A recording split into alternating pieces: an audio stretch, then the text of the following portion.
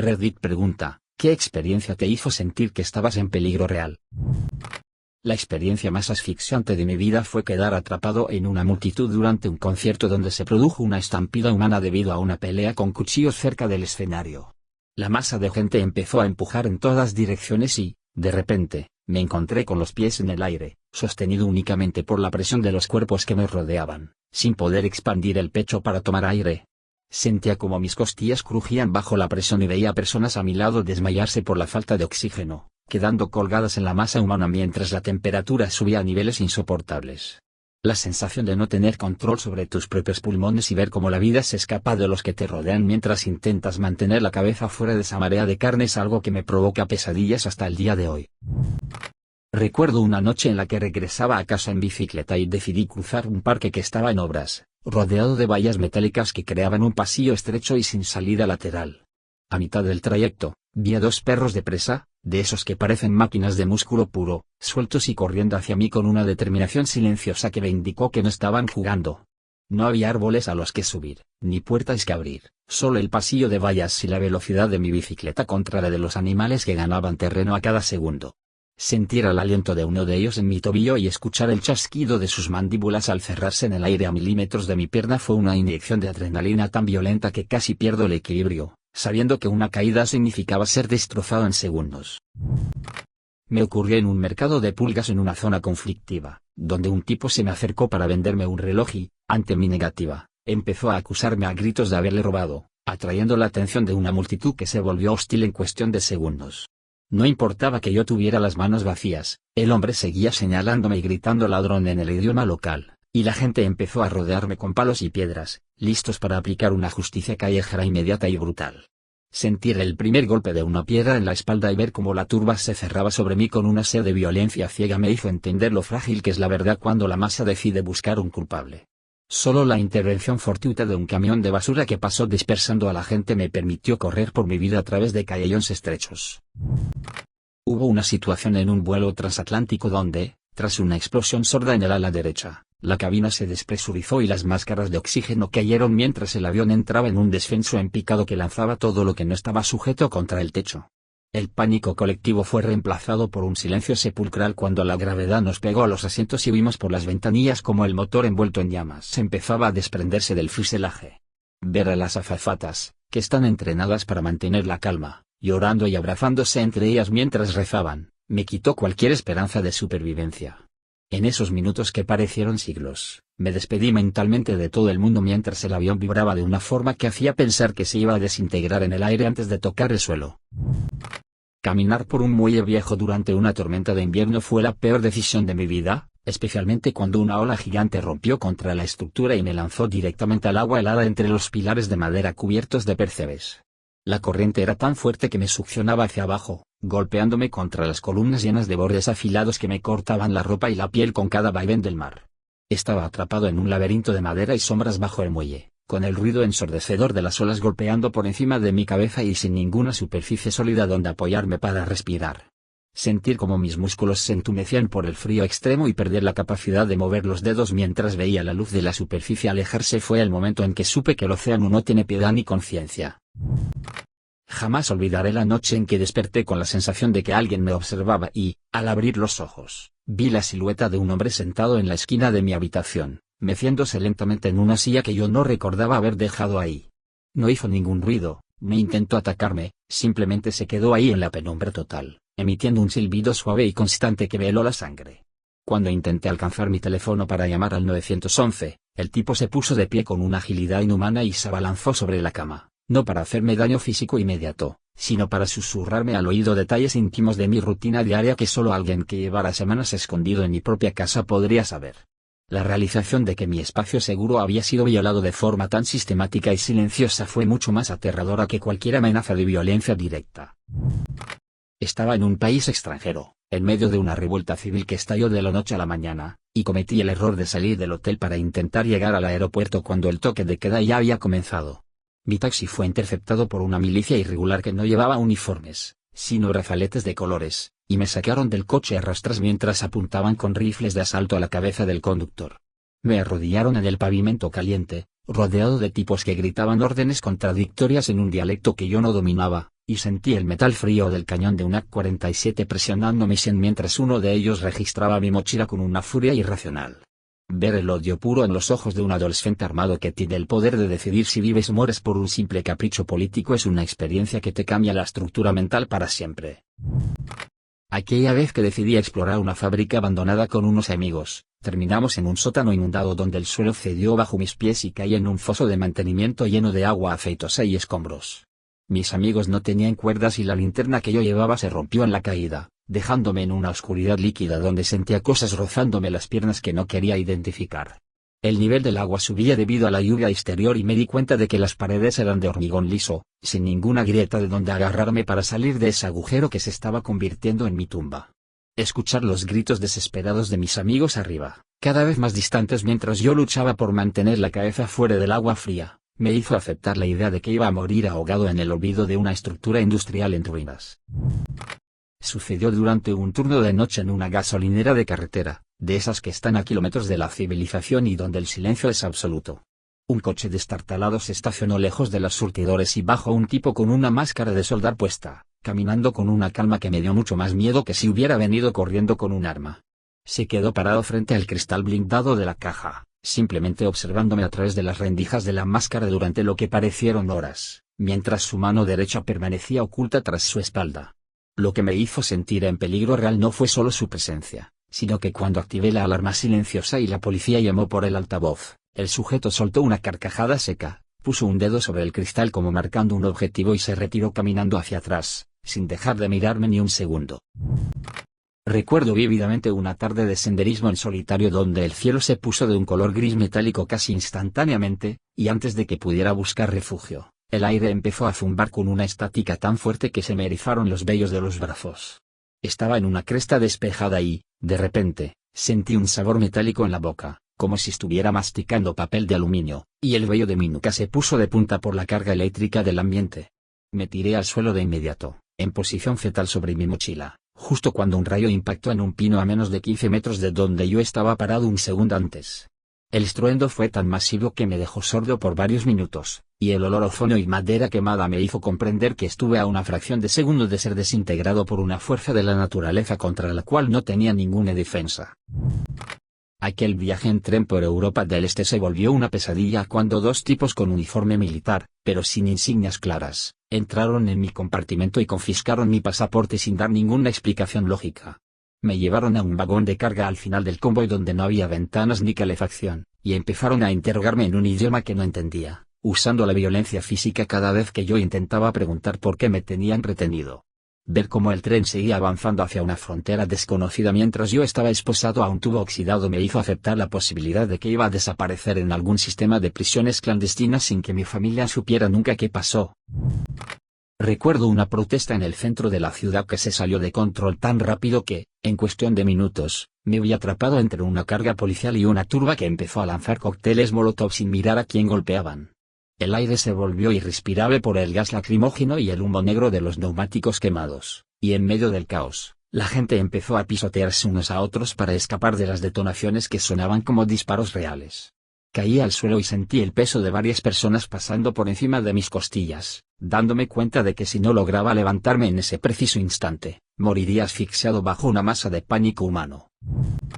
Una vez me quedé varado en una carretera secundaria en medio del desierto porque el motor de mi coche decidió morir justo al atardecer, dejándome sin señal de celular y con apenas un poco de agua. A las pocas horas, una camioneta vieja y sin luces se detuvo a mi lado y dos hombres bajaron, pero en lugar de ofrecer ayuda, empezaron a inspeccionar mi coche con linternas mientras me preguntaban de forma agresiva si llevaba objetos de valor o armas. La situación escaló cuando uno de ellos sacó una cadena de hierro y empezó a golpear el capó de mi auto, exigiéndome que saliera del vehículo mientras el otro intentaba romper el cristal de la ventana del pasajero. Sucedió mientras buceaba en un arrecife de coral, alejado unos metros del grupo principal, cuando de repente la visibilidad del agua se volvió turbia por una corriente de sedimentos y perdí de vista el barco de apoyo. Al intentar orientarme, una sombra inmensa pasó por debajo de mis pies, moviéndose con una agilidad y una intención que no coincidían con la de un pez pequeño. Cuando el agua se aclaró un poco, vi la silueta inconfundible de un tiburón tigre patrullando en círculos cada vez más cerrados a mi alrededor, bloqueando mi ascenso a la superficie y obligándome a mantener un contacto visual aterrador con un depredador que me superaba en todo. La peor sensación de mi vida fue estar atrapado en un ascensor que empezó a caer de forma libre durante 3 pisos antes de que los frenos de emergencia chirriaran con un estruendo metálico que me sacudió los dientes. Estaba solo, las luces se apagaron y el panel de control soltaba chispas cada pocos segundos, mientras el cable de acero sobre mi cabeza crujía de una forma que indicaba que no iba a aguantar mucho más tiempo. El sudor frío y la claustrofobia me nublaron la vista cuando sentí que el cubículo se inclinaba ligeramente hacia un lado, dándome la certeza de que el siguiente tirón sería el último y que terminaría aplastado en el foso. Hubo una noche en que el detector de humo de mi casa empezó a pitar de forma intermitente y, al bajar a la cocina, me di cuenta de que el olor no era a quemado, sino a gas natural que inundaba toda la planta baja. Lo aterrador no fue solo el riesgo de explosión, sino notar que todas las hornillas de la estufa estaban abiertas al máximo pero sin llama, y que la puerta trasera, que yo recordaba haber cerrado con llave, estaba entonada. Alguien había entrado mientras yo dormía, no para robar, sino para convertir mi casa en una trampa mortal silenciosa, y la idea de que esa persona pudiera seguir escondida en el sótano mientras yo sostenía un interruptor de luz me dejó paralizado. Durante un viaje de mochilero por el sudeste asiático, acepté una invitación de un guía local para visitar una aldea oculta que no estaba en los mapas turísticos, pensando que sería una experiencia cultural auténtica. Después de caminar 2 horas por una selva densa, llegamos a un claro donde no había familias ni niños, sino un grupo de hombres armados con machetes y radios que nos rodearon de inmediato con una hostilidad evidente. El guía, que hasta ese momento había sido simpático, simplemente extendió la mano hacia ellos y recibió un fajo de billetes mientras me miraba con una frialdad que me confirmó que me acababa de vender a un grupo de milicianos locales.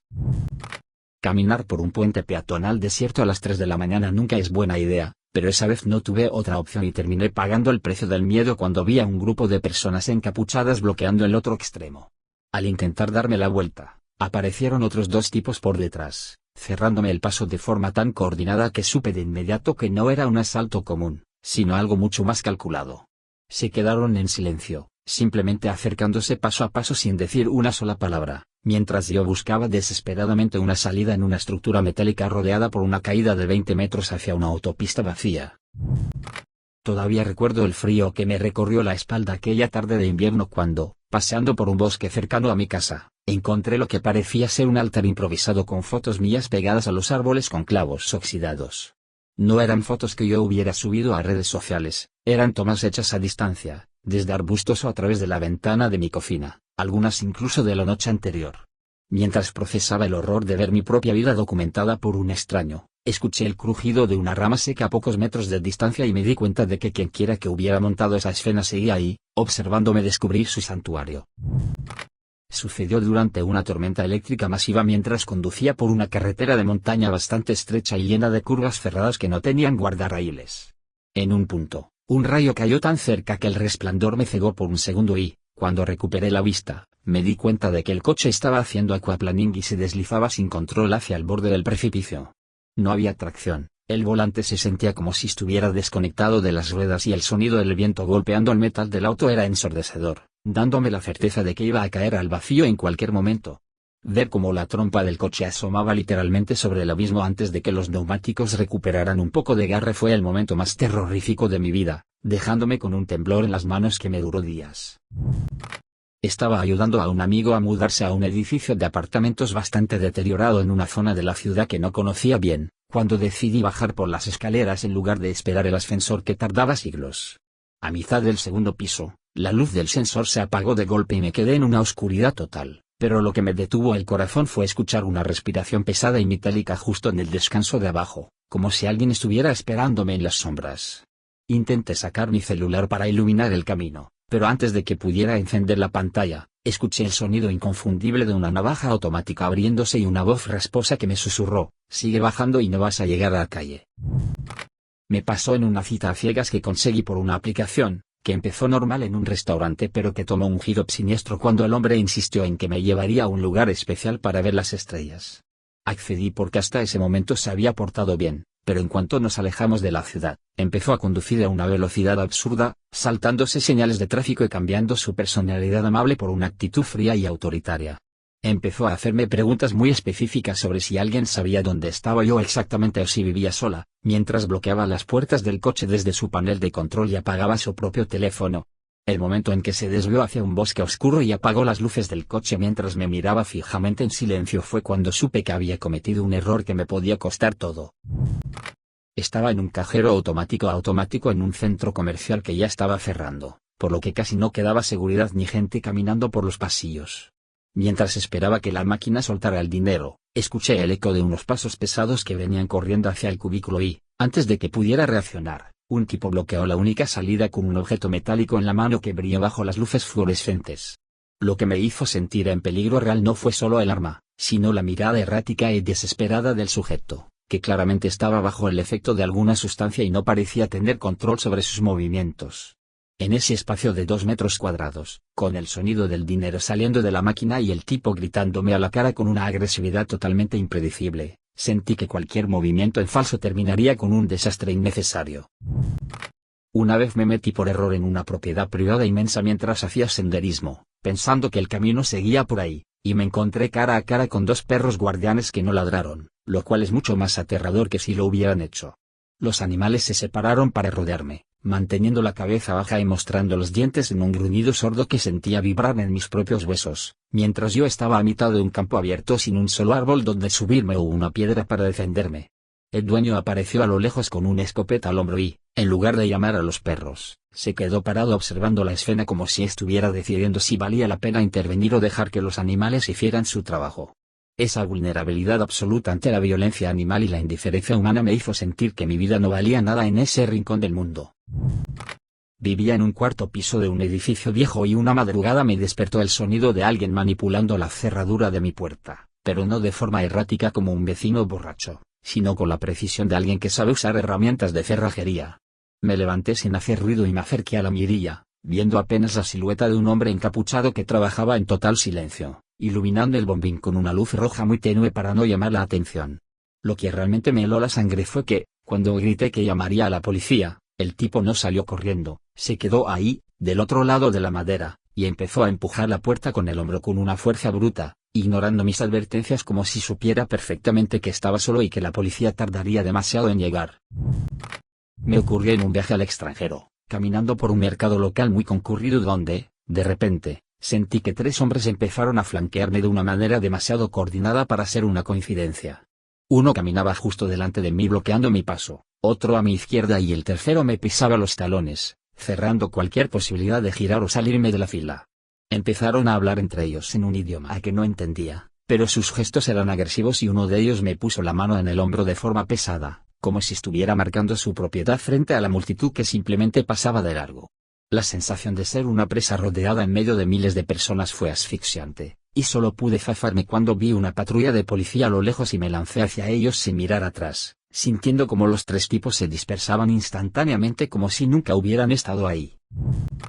Estaba trabajando de Uber tarde un viernes por la noche cuando recogí a un tipo en una zona residencial que parecía bastante normal, pero en cuanto se subió al asiento de atrás, el ambiente en el coche se volvió densísimo. El sujeto no dijo una palabra, ni siquiera respondió al saludo, y se pasó todo el trayecto inclinado hacia adelante, justo detrás de mi asiento, mirándome fijamente a través del retrovisor con unos ojos que no tenían ningún brillo de humanidad. A mitad del viaje, me pidió que me desviara por un camino de tierra que no figuraba en la ruta del mapa, insistiendo con una voz demasiado tranquila en que conocía un camino más corto, mientras yo notaba que mantenía una mano escondida dentro de su chaqueta. Tuve que inventarme que el coche tenía una falla mecánica y frenar en una gasolinera iluminada, bajándome del auto antes que él, porque sentía en la nuca que si entrábamos en ese camino oscuro, yo no iba a salir de ahí. Nunca voy a olvidar la sensación de estar nadando en una playa que parecía tranquila y, de un momento a otro, sentir que el suelo desaparecía bajo mis pies mientras una corriente de resaca me arrastraba hacia el mar abierto con una fuerza descomunal. Lo peor no fue el cansancio físico de intentar luchar contra el agua, sino ver cómo la gente en la orilla se hacía cada vez más pequeña, como hormigas que no se daban cuenta de que me estaba muriendo a plena vista. El pánico empezó a cerrarme la garganta cuando me di cuenta de que por más que nadara hacia la tierra, las olas me escupían más y más lejos, y el azul del agua debajo de mí se volvía de un tono oscuro, casi negro, indicando una profundidad que me aterraba. Fue esa lucha silenciosa contra la naturaleza la que me hizo entender lo insignificantes que somos cuando el entorno decide que ya no tiene ese control. Recuerdo perfectamente una noche en la que decidí tomar un atajo por un callejón industrial para llegar más rápido a la estación de metro después de un turno doble en el trabajo. El lugar estaba mal iluminado, con ese parpadeo naranja de las farolas viejas que apenas dejan ver el suelo, y a mitad de camino noté que un coche negro con los cristales tintados empezó a avanzar a mi par, pero yendo a la misma velocidad que mis pasos. No había nadie más en la calle, y cada vez que yo aceleraba, el motor del coche rugía un poco para mantenerse justo a mi hombro, hasta que en un punto la puerta del copiloto se abrió apenas unos centímetros mientras el vehículo seguía en movimiento. En ese momento el instinto de supervivencia me dio un golpe en el estómago y salí corriendo en zigzag hacia una zona con cámaras de seguridad, sintiendo el frío de que, si me hubiera quedado paralizado un segundo más, alguien habría bajado de ese auto. ¿Qué experiencia te hizo sentir que estabas en peligro real?